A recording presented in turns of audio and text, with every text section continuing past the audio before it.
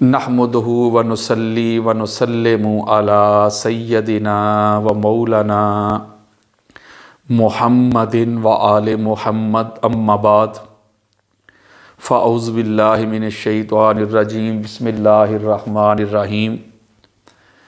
आज फिर अल्लाह रब्बुल इज़्ज़त के फ़ज़ल से उसकी तौफ़ीक़ से मैं अपनी किताब अफ़ज़लियत अली अलैहिस्सलाम इसकी नशिस्त नंबर 32 लेक्चर नंबर 32 लेके आपकी खिदमत में हाज़िर हुआ हूँ। दुआ करता हूँ कि अल्लाह तबारक ताला मुझको हक़ बात कहने की तौफ़ीक़ अता फ़रमाए। पिछली चंद नशिस्तों से मैं आयत तत्हीर पे गुफ्तगू कर रहा हूँ कि ये जो आयत मजीदा है इसके जो मिस्दाक़ अव्वल हैं वो मौला अली अलैहिस्सलाम हैं और ये मौला अली अलैहिस्सलाम की कुल्ली अफ़ज़लियत है, यानी ये मुकाम और मर्तबा ताजदार कायनात के बाद मौला अली और मौला अली अलैहिस्सलाम की औलाद को और मौला अली अलैहिस्सलाम की पाक ज़ौजा को अता हुआ है। तो आप कहते हैं भाई कुल्ली अफ़ज़लियत से ही बंदा अफजल बनता है, किसी के फ़ज़ाइल बेशुमार हों, किसी के खसाइस हों, सिफ़ात हों तो वह अफजल ही नहीं बनता। हालांकि ये भी बात 100% गलत है। इंसान फ़ज़ाइल से अफजल होता है, चूँकि अफजल का जो मादा है वो फ़ज़ल से है। जब मैं इसकी दूसरी जिल्द को शुरू करूंगा तो वो यहीं से शुरू करूंगा। अफजलियत के जितने भी शराइत और वाजबात हैं वो सारी मैं बयान करूंगा। उसमें कुरान मजीद फुरकान हमीद से भी मैं कोई 50-60 के करीब आयात दूंगा, फिर अहादीस दूंगा कि वो बंदा अफजल बनता कैसे है, फिर इसके मानी बयान करूंगा अफजल के कोई 40-50 के करीब लुगत से। मैं इस फितने का कला कमा ही कर दूंगा कि फ़ज़ाइल की कसरत से ही बंदा अफजल बनता है। जिसके पास फ़ज़ाइल ही ना हो अफजल कैसे होगा। आप जिसको अफजल मानते हैं उसके फ़ज़ाइल बयान करने के बगैर मुझे बताए कि वो अफजल कैसे बनेगा। फ़ज़ाइल से ही बंदा अफजल बनता है। ये इसलिए इसका इनकार करते हैं ये लोग, इनको पता है कि सारी कायनात भी मिल के अली अलैहिस्सलाम के फ़ज़ाइल लिखना शुरू कर दे तो लिख नहीं सकेंगे। ये अब्दुल्ला इब्न अब्बास का फरमान है, इसलिए इनको तकलीफ है। आज जो रवायत देना चाहता हूं मैं, इमाम तबरानी अहले सुन्नत के सर का ताज, इसको अपनी किताब मोजमल कबीर में लेके आए। उसकी जिल्द नंबर 3 है। हदीस का इंटरनेशनल नंबर चल रहा है 2761। इसी रवायत को इमाम हैसमी अहले सुन्नत के सर का ताज मजमा ज़वाइद व मंबाउल फ़वाइद में लेके आए। उसकी जिल्द नंबर 9 है, सफ़ा नंबर 181, बेरूत लबनान की छपी हुई किताब। इसी हदीस को इमाम ज़हबी सैयर अलामुन नुबला में लेके आया, जिल्द नंबर 3 है, सफ़ा नंबर 268, बेरूत लबनान की छपी हुई किताब। इसी हदीस को इमाम इब्ने कसीर तफसीरुल कुरानुल अज़ीम में जिल्द नंबर 3, सफ़ा नंबर 484 और 85, बेरूत लबनान की छपी हुई किताब। इसी रवायत को इमाम हलबी सीरतुल हलबिया में लेके आया, जिल्द नंबर 3, सफ़ा नंबर 355 और ये बेरूत लबनान की छपी हुई किताब। इसी रवायत को इमाम इब्ने असाकिर अपनी तारीख दमिश्क अल कबीर में जिल्द नंबर 13, सफ़ा नंबर 265 और ये भी बेरूत लबनान की छपी हुई किताब। इसमें हजरत अबू जमीला रवायत करते हैं कि जब मौला अली अलैहिस्सलाम की शहादत हो गई तो इमाम हसन अलैहिस्सलाम हमको नमाज पढ़ाने के लिए जब तशरीफ लाए तो एक नासबी ने, एक खारजी ने, एक दुश्मन अहले बैत ने, एक लानती ने इमाम हसन बिन अली अलैहिस्सलाम पर हमला कर दिया, खंजर से वार किया, आपको जख्मी कर दिया। जब जख्मी कर दिया तो फिर आप कुछ दिनों के बाद जब आपकी तबीयत कुछ बेहतर हुई तो आप दोबारा तशरीफ लाए मस्जिद में नमाज अदा करने के लिए। तो आपने खुतबा इरशाद फरमाया। वो खुतबा उन्होंने जो बयान किया वो मैं आपको सुनाना चाहता हूं। इमाम हसन बिन अली अलैहिस्सलाम ने, आपने फरमाया, या अहलल इराक, ए इराक वालो। ये इमाम हसन अलैहिस्सलाम का खुतबा है। आपने फरमाया, अल्लाह से डरो। फीना फ़इन्ना उमराउकुम व दीफानुकुम व नहनु अहलु बैतिल्लज़ी क़ालल्लाहु तबारक व तआला इन्नमा युरीदुल्लाहु लियुज़हिब अन्कुम रिज्स अहलल बैति व युतहिरकुम तत्हीरा। आपने फरमाया, लोगो अल्लाह से डरो, बेशक हम तुम्हारे अमीर हैं। अल्लाह ने और अल्लाह के रसूल ने हमको तुम्हारा अमीर मुकर्रर कर दिया है। हम तुम्हारे मेहमान हैं और हम ही वो अहले बैत हैं जिनके बारे में अल्लाह ने ये आयत ततहीर नाजल की थी, हम वो हैं। जब आपने ये इरशाद फरमाया तो रवायत कहती है फमा ज़ाल यौमाइज़िन यतकल्लमु हत्ता मा युरा फिल मस्जिद इल्ला बाकियन, कि जो शख्स भी उधर था मस्जिद में वो उसकी आंखें ज़ारो कतार बरसने लगी, वो रोने लगा इमाम हसन बिन अली अलैहिस्सलाम का ये खुतबा सुन के। इमाम हसन अलैहिस्सलाम की आवाज़ में इतना दर्द था, इतने दर्द के साथ आपने ये खुतबा इरशाद फरमाया कि पहले तो मेरे बाबा को शहीद कर दिया, फिर उसके बाद हमला करके मुझे जख्मी कर दिया, जरा पहचानो हमको, हम कौन है, हमारे मामले में अल्लाह से डरो, हम तुम्हारे अमीर मुकर्रर किए गए हैं, हम वो अहले बैते तहार हैं, हम तो सिर्फ तुम्हारे मेहमान बन के रह गए, जिनके बारे में अल्लाह ने यह आयत नाजल की थी कि अल्लाह चाहता ही यह है कि हुजूर की अहले बैत तुमसे हर किस्म के नजस को दूर रखा जाए, तुमको पाक साफ ताहिर मुताहिर रखा जाए। और रवायत करती है हज़रत अबू जमीला कहते हैं कि जो आंख भी मैंने देखी वो रो रही थी, बरस रही थी।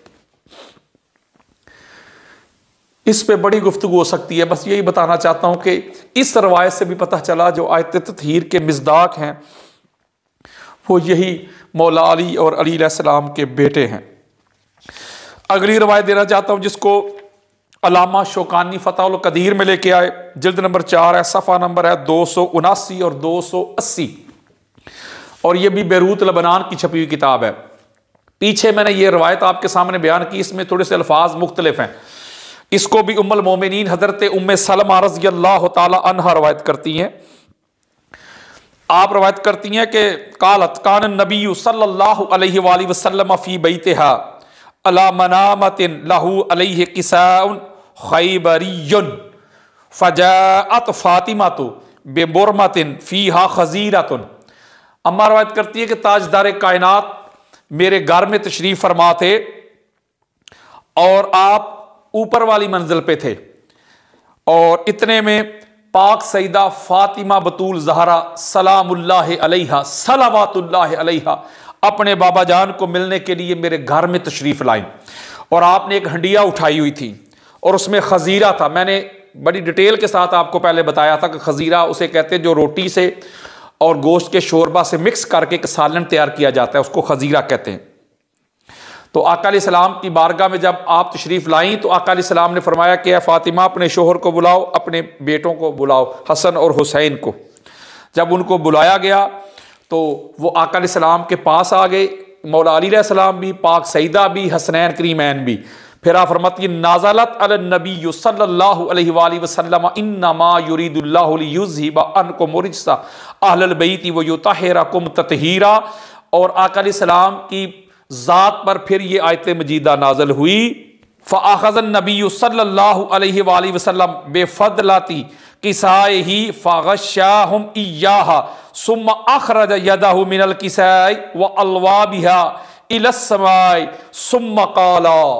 आप फरमाती कि आका अलैहिस्सलाम ने फिर अपनी चादर ततहीर को उनके ऊपर फैला दिया, और फिर उसी चादर ततहीर से आका अलैहिस्सलाम ने अपने हाथ मुबारक बाहर निकाले, अल्लाह की बारगाह में बुलंद किए और फरमाया अल्लाहुम्मा हाउलाई अहलु बैती व खासाती फ़अज़हिब अन्हुम रिस्सा व तहिरहुम ततहीरा। और फिर फरमाया मौला ये मेरी अहले बैत हैं, ये मेरे बड़े ख़ास हैं, और इनसे हर किस्म के नजस को और इसको दूर रख और इनको ताहिर मुताहिर रख। क़ालहा सलासा मर्रातिन। आप फरमाती कि आका अलैहिस्सलाम ने 3 मरतबा ये जुमला इरशाद फरमाया। कालत उम्मे सलमा था रज़ियल्लाहु ताला अन्हा, अम्मा रवायत करते फिर मैंने क्या किया, वो जो कर्टन था, वो जो सितर था, वो जो पर्दा था, उसमें से मैंने अपना सर बाहर निकाला। फ़क़ुल्तु या रसूलल्लाह सल्लल्लाहु अलैहि वसल्लम व अना मआकुम। मैंने उस पर्दा से सर बाहर निकाल के अर्ज की या रसूलल्लाह मैं भी आपके साथ आ जाऊं, मैं भी चादर ततहीर के नीचे आके खड़ी हो जाऊं। तो आका अलैहिस्सलाम ने फरमाया फ़क़ाला इन्ना के इला खैरिन मर्रतैन। आका अलैहिस्सलाम ने फरमाया कि उम्मे सलमा तू जहां खड़ी है वो भी खैर है। 2 मरतबा आका अलैहिस्सलाम ने जुमला इरशाद फरमाया। इस रवायत से भी ये बात बिल्कुल अज़र मिन शम्स हो गई, बिल्कुल वाज़े हो गई कि ये जो आयत मजीदा है इसके जो मिस्दाक के अव्वल हैं उस हस्ती का नाम अली इब्ने अबी तालिब है अलैहिस्सलाम। अगली रवायत देना चाहता हूं, और इस रवायत को अबू दैलम रज़ी अल्लाह ताला अन्हु रवायत करते हैं, और इसको इमाम इब्ने जरीर तबरी जामे उल बयान फी तफसीरुल कुरान में जिल्द नंबर 20 है, सफ़ा नंबर 15 और 16, बेरूत लबनान की छपी हुई किताब।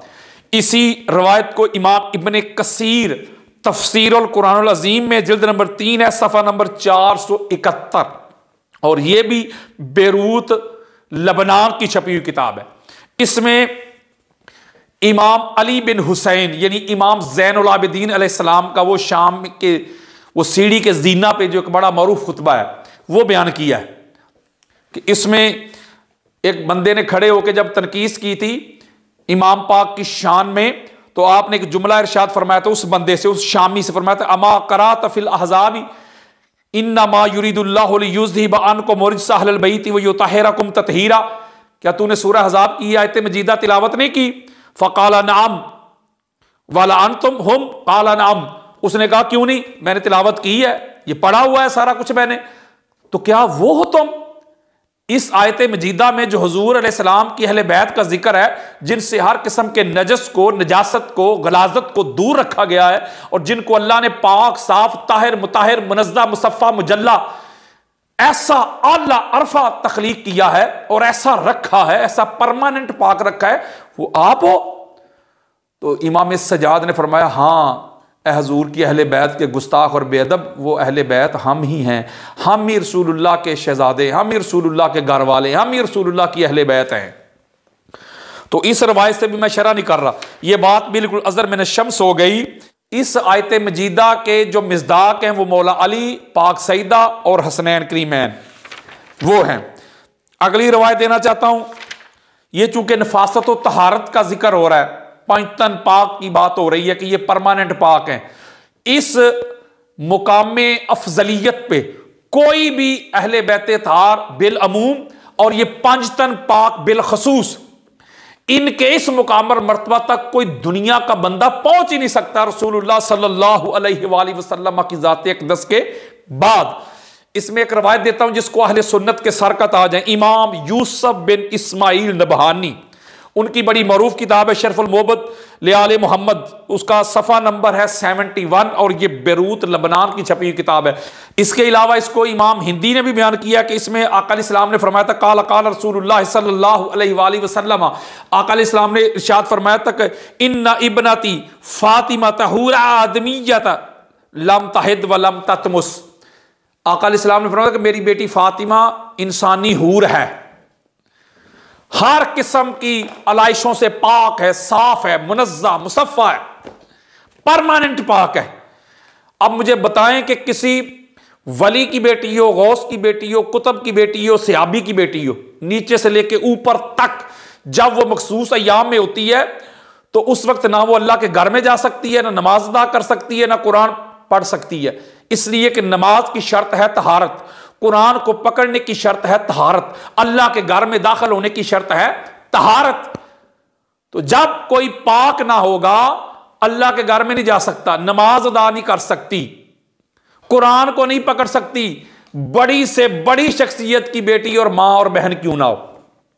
हां, लेकिन ये जो हस्ती है, ये जो जात है, अल्लाह की इज्जत की कसम इन जैसा कोई कायनात में हो ही नहीं सकता। और इमाम जलालुद्दीन सयूती जो रवायत लेके आए हैं अपनी खसाइसुल कुबरा में, और इमाम यूसुफ बिन इस्माइल नबहानी जो शरफुल मोहब्बत लियाले मोहम्मद में सफ़ा नंबर 73 बेरूत लबनान की छपी हुई किताब, वो जो रवायत लेके आए हैं, इसमें तो कमाल ही हो गया। आप देखें कि कोई भी शख्सियत हो, उसकी बेटी हो, उसकी बीवी हो, उसकी बहन हो, बहू हो, जब वो किसी को पैदा करती है तो उसके ऊपर शरीयत की हद लागू होती है जब तक वो उस नफास से निकल ना जाए। ये शरीयत मुस्तफ़ा है, किसी मौलवी साहब की घर की वरासत नहीं है शरीयत मोहम्मदी सल्लल्लाहु अलैहि वसल्लम। यानी वो अल्लाह के घर में दाखिल नहीं हो सकती, कुरान नहीं पकड़ सकती, नमाज नहीं पढ़ सकती जब तक कि वो हैज़ो नफास से निकल ना जाए, तहारत ना ले ले। इसमें इमाम सयूती और इमाम नभानी जो रवायत लेके आए हैं, दीगर कुतुब में भी ये रवायात मौजूद है कि जब इमाम हसन बिन अली अलैहिस्सलाम का ज़हूर हुआ, चलो ज़हूर से अगर किसी को तकलीफ हो, जब आपकी विलादत हुई तो 15 रमजान का मुबारक दिन था, जोहर का वक्त था, तो पाक सईदा मुसल्ला नमाज पे थी। तो जब मौला हसन अलैहिस्सलाम का ज़हूर हुआ तो क्या हुआ, ना नमाज छूटी है ना रोजा टूटा है। और रवायत है वकानत इज़ा वालदत तहारत मिन निफासिहा बाद सातिन हत्ता ला तफूतुहा सलातुन व कज़ालिका सुम्मियत ज़हरा सलामुल्लाहि अलैहा, कि इमाम हसन अलैहिस्सलाम का जब ज़हूर हुआ तो उसके फौरन बाद पाक सईदा उसी तरह नमाज भी अदा की, पाक साफ ताहिर मुताहिर मुनज़्ज़ा थी, कोई एक नमाज भी पाक सईदा की कज़ा नहीं हुई। फरमाते जिसकी जिंदगी की कोई एक नमाज भी फौत ना हो, जिसकी जिंदगी की कोई एक नमाज भी कज़ा ना हो, उसको फातिमा बतूल ज़हरा कहते हैं। अब मैं एक सवाल करता हूं, बल्कि पूछता हूं कि जो कहते हैं कि 5 तन पाक नहीं कहना चाहिए, सब तन पाक कहना चाहिए, मैं भी तुम्हारे साथ मिलकर सब तन पाक कहूंगा भी, मानूंगा भी, तकरीरें भी करूंगा, खुतबात जुमा भी दूंगा।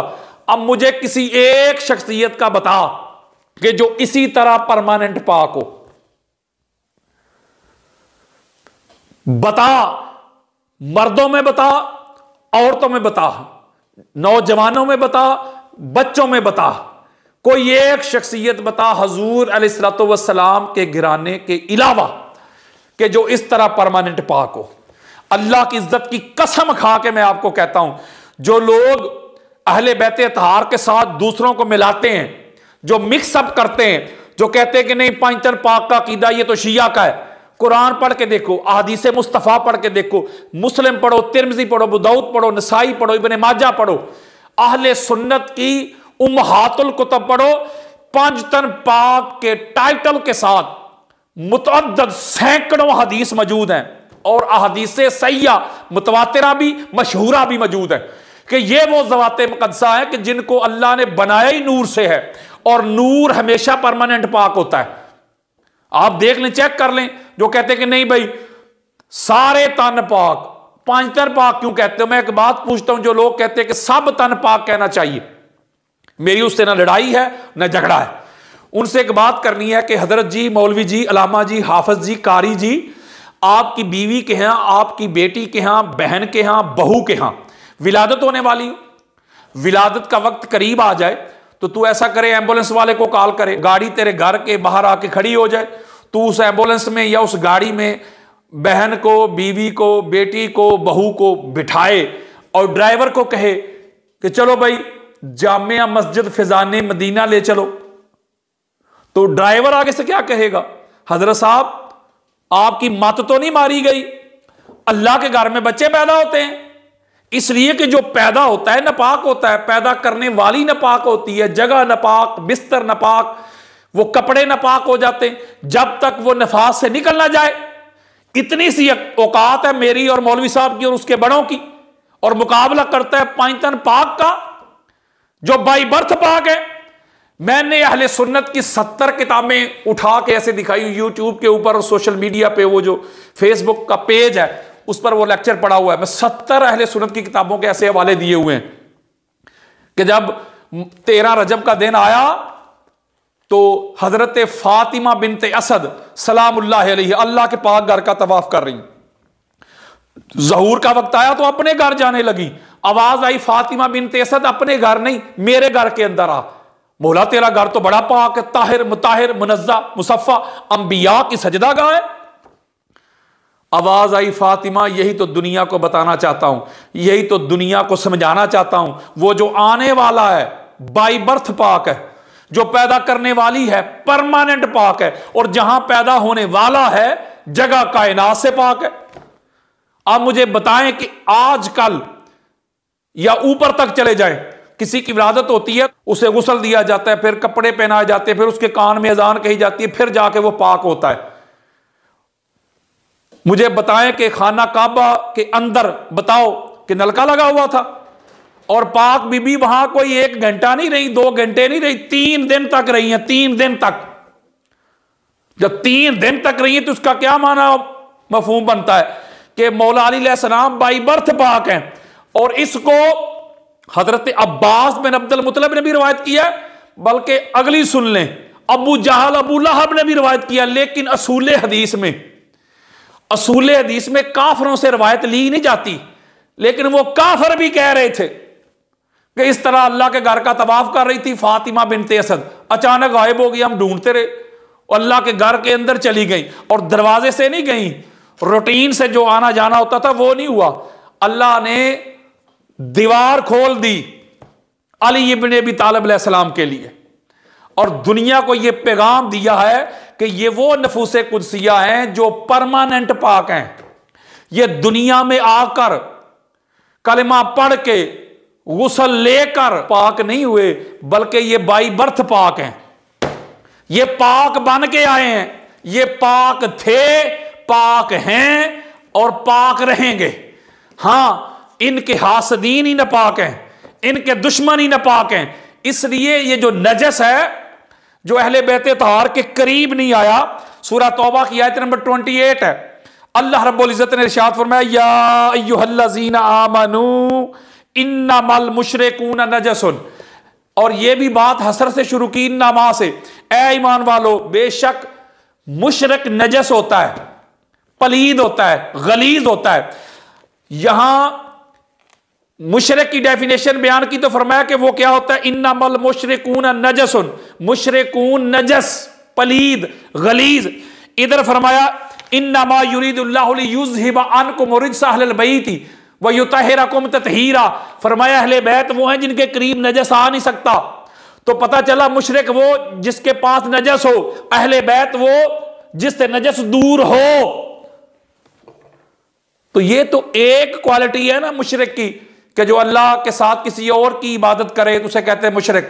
लेकिन कुरान कहता है नहीं, मुशरिक की सबसे बड़ी उसकी पहचान ये होती है कि वो नजस होता है, पलीद होता है, गलीज होता है, गंदगी का, नजासत का ढेर होता है। तो मैं अब खोल के क्या बयान करूं, क्या तकफीर करूं?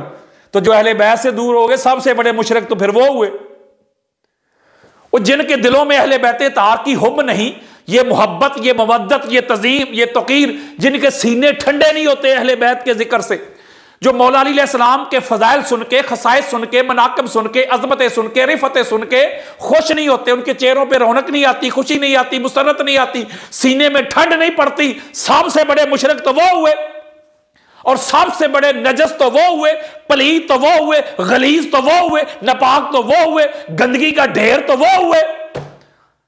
सबसे बड़े मुशरिक वो हुए। कुरान की नस दे रहा हूं, मुशरिक होता ही वो है जिसके पास नजस हो। और नजस क्या है? जो अहले बैत से दूर हो जाए।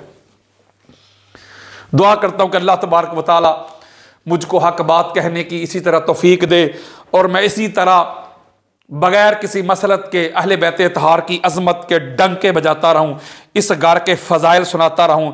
इंशाअल्लाह ताला इस नशिस्त को ख़त्म करते हैं, अगली नशिस्त शुरू करेंगे, फिर नई आयत मजीदा है उस पर मैं गुफ्तगू करूँगा। मौला अली अलैहिस्सलाम की अफजलियत पे, जो उनकी शान पे, जो उनकी कदर व मंज़िलत पे अगली जो मैं आयत मजीदा आपके सामने रखूँगा। दुआ करता हूँ कि अल्लाह तबारक व तआला मुझको हक बात कहने की तौफीक अता फ़रमाए। वमा अलैया इल्लल बलागुल मुबीन।